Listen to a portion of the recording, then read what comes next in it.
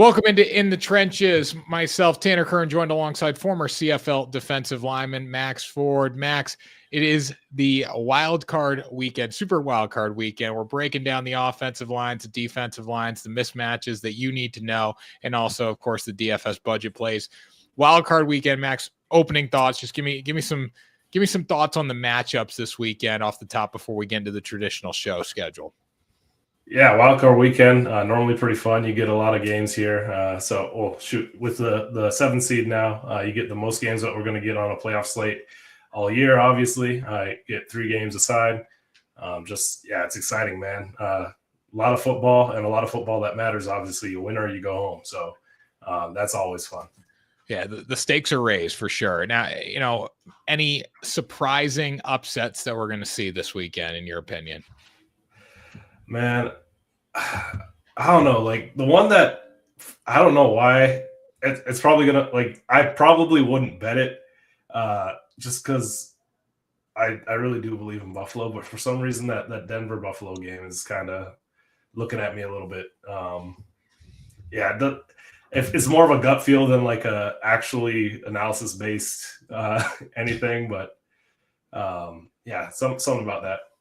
Well, some of the spreads are just wild this weekend. When you look at the Buffalo spread, they're an 8.5-point favorite. You look at the one that got me the most, and I know the Pittsburgh Steelers haven't been able to move the football at all, but Lamar Jackson traditionally has not played well against the Steelers, and you got the Ravens coming in as a 9.5-point underdog in this one. So, we know for sure Mike Tomlin's going to be able to scheme something up to contain Lamar's legs at least. He might beat him with the arm, but Lamar has not been dominant against the Steelers in his career. So seeing them as a 9.5-point favorite in division game for the 3rd time this season when Pittsburgh's already beaten them, I get why Steelers haven't been able to move the ball. Yeah. Same time too, though, 9.5 is a lot of points there.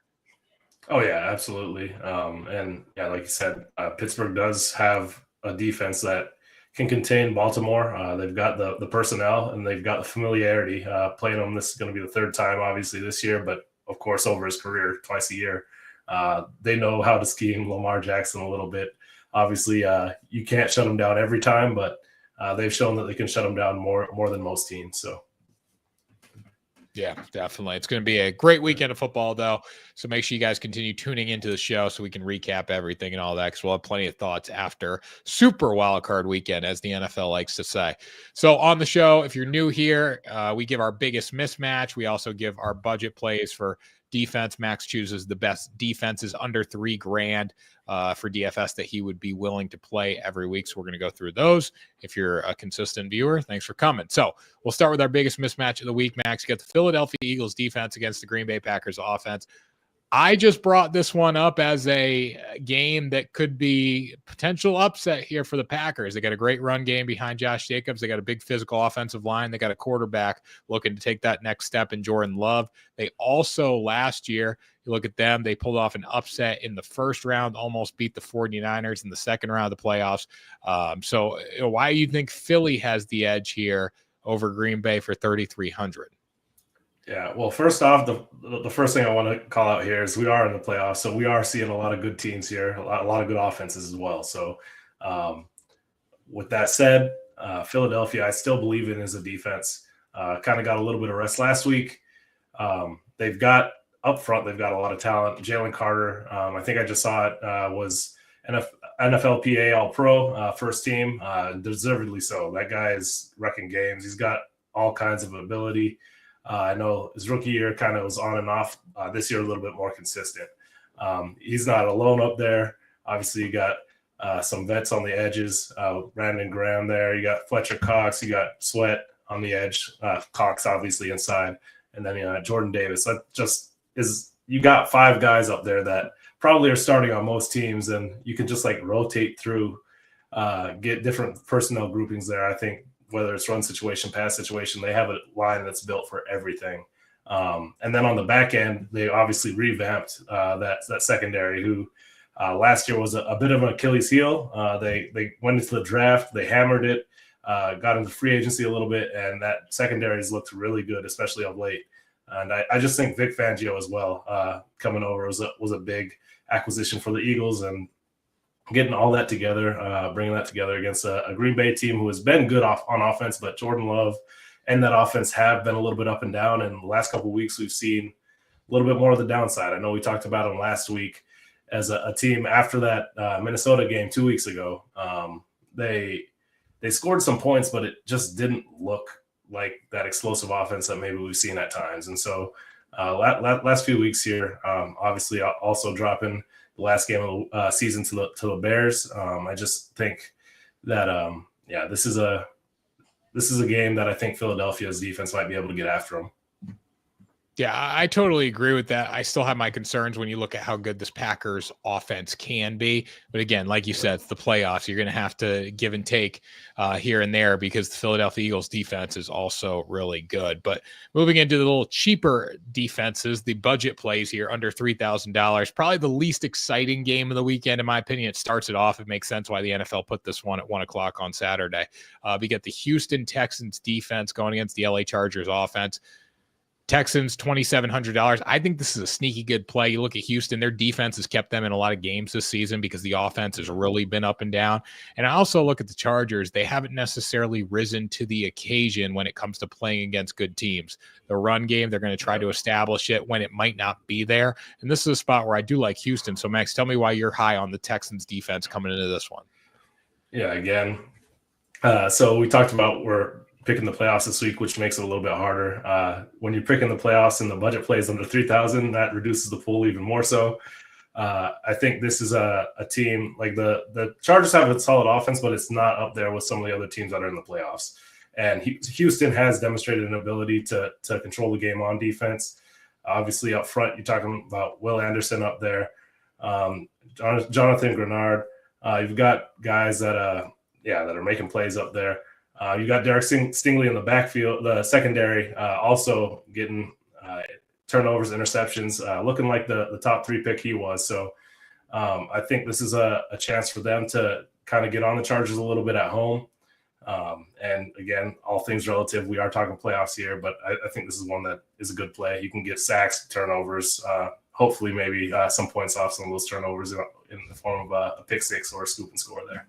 Yeah, I think this is going to be a really good game for defense because I don't trust either offense to have their best day because we just haven't necessarily seen that all season, right? It's like one day it's 2 steps forward, 1 step back for Houston, 2 steps forward, 1 step back for LA. But I do like the fact that LA has not played great against good teams to pipe in Houston here. Look at the next one. You're going the flip side of your biggest mismatch, Max. Green Bay Packers defense against the Philadelphia Eagles offense, $2,600 here. The Eagles do have Jalen Hurts back. He did practice today. They have a bunch of studs in their run game. But the thing about the Eagles is the passing game is not always there from a protection standpoint, from a downfield passing standpoint. They want to lean on the run. Green Bay knows that. They might have an edge here, Max. So why are you leaning on the Packers? So the Eagles, I think, have been a little bit inconsistent as well on offense. Obviously, Saquon, not so much, especially of late. He's been on fire. That run game's doing great. They do have a very strong offensive line, so it always feels weird picking against them on a trenches show.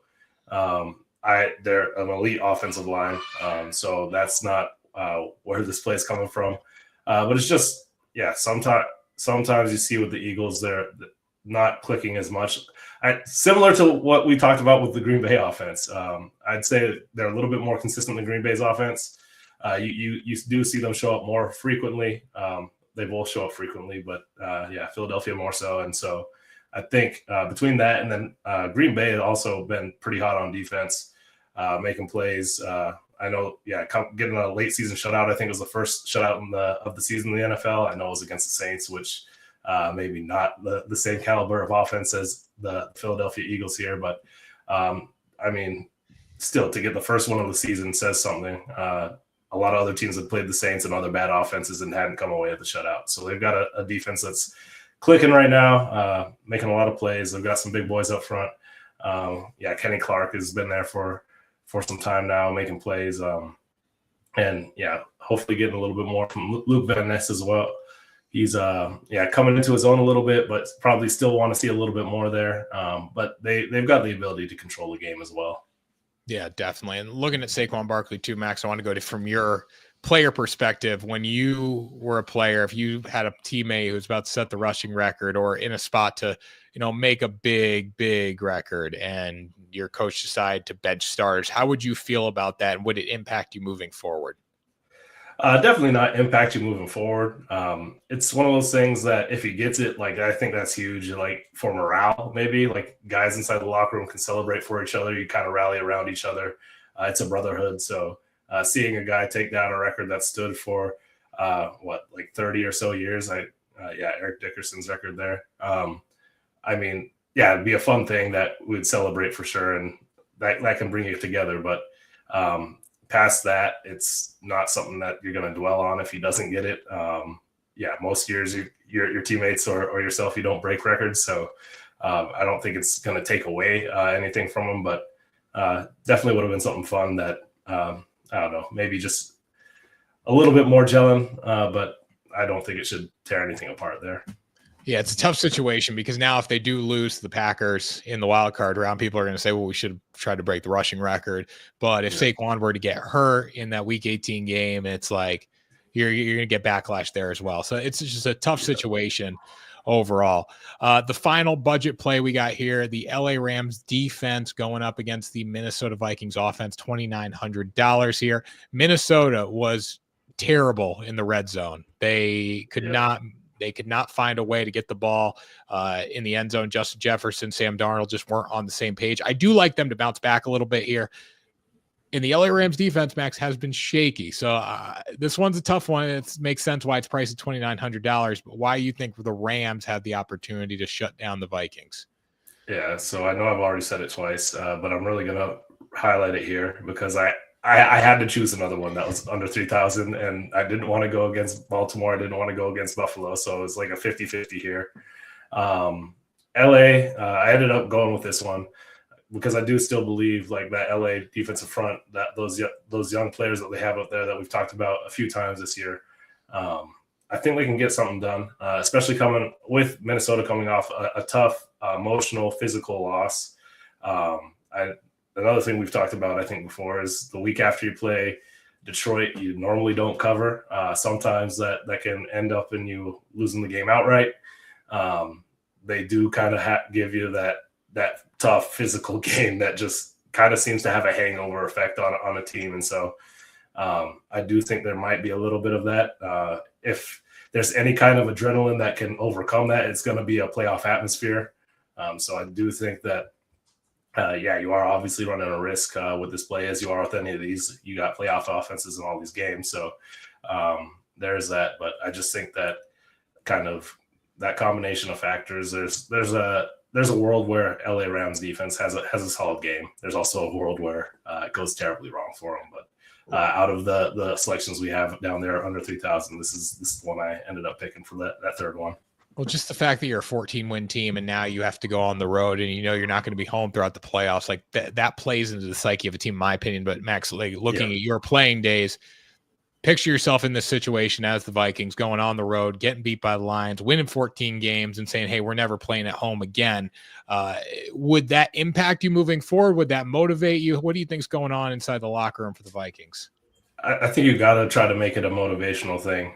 Obviously, it's not what you want, but you can't have that mindset of I didn't get what I want. Now I got to take my ball and go home. It's kind of like what we saw with Philadelphia, I think back in that playoff run they had with Nick Foles. I can't remember what year that was, 18 or 19 or something like that. But where you see Lane Johnson walking on the field with that underdog mask, they kind of get a little bit of road warriors with them. You got to kind of take that mentality. Like you're going to go on the road, shock the world, send home some fans a little bit angry because it's fun to go into another environment and send them all packing. So I think you got to take that mindset.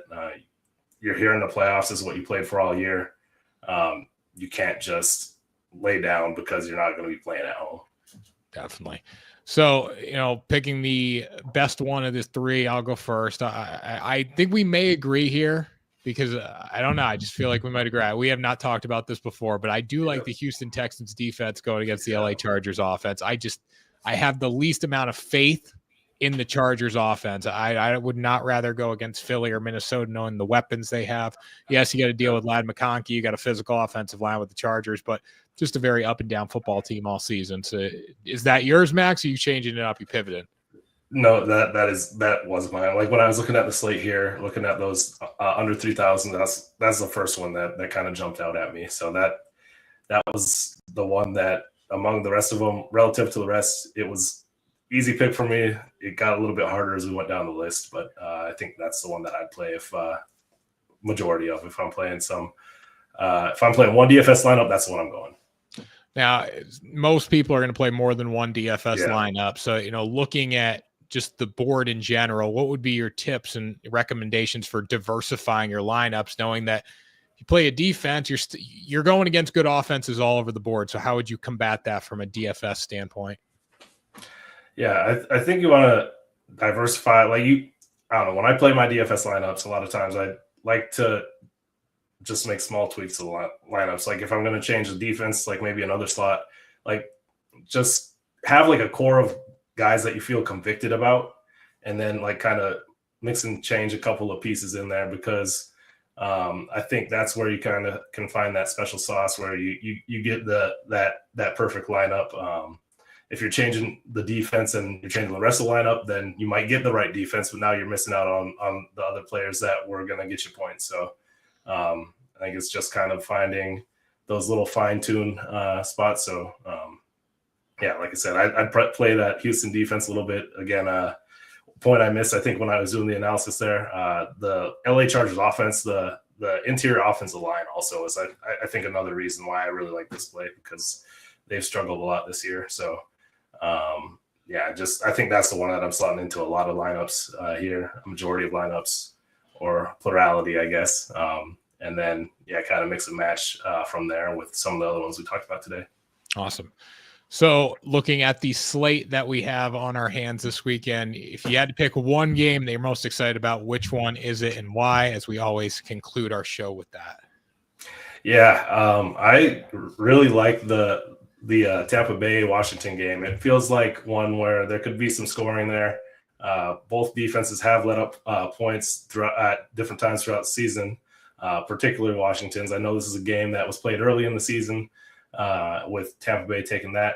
But I think it's going to be a really fun one. Jaden Daniels has really come into his own. Obviously, Baker Mayfield has had a career resurrection down there in Tampa, and I think this could provide some fireworks. Really don't have a feel for who's going to win it, to be honest. I think it could be a fun one.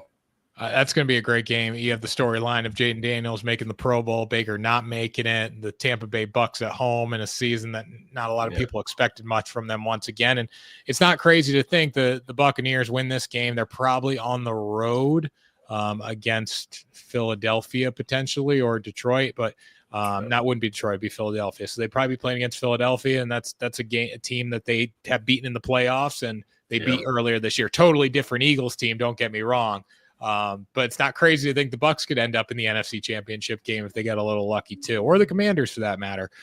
So a lot to look forward there. I would probably say Steelers versus Ravens. I'm really excited about that game because I think the Steelers are better than a 10-point dog.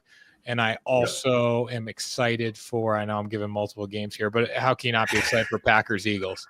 I think the Eagles got the worst possible draw playing the Packers in the first round. So it's going to be a great weekend of football.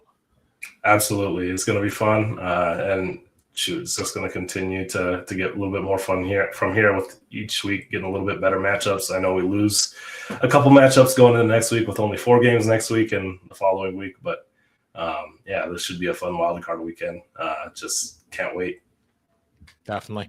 Well, that was In the Trenches with myself, Tanner Kern, joined alongside Max Forde. We'll be back next week to talk about the 4 games in the divisional round. Good luck with your DFS plays. Good luck with your bets. Hope you join us next week to talk some more football.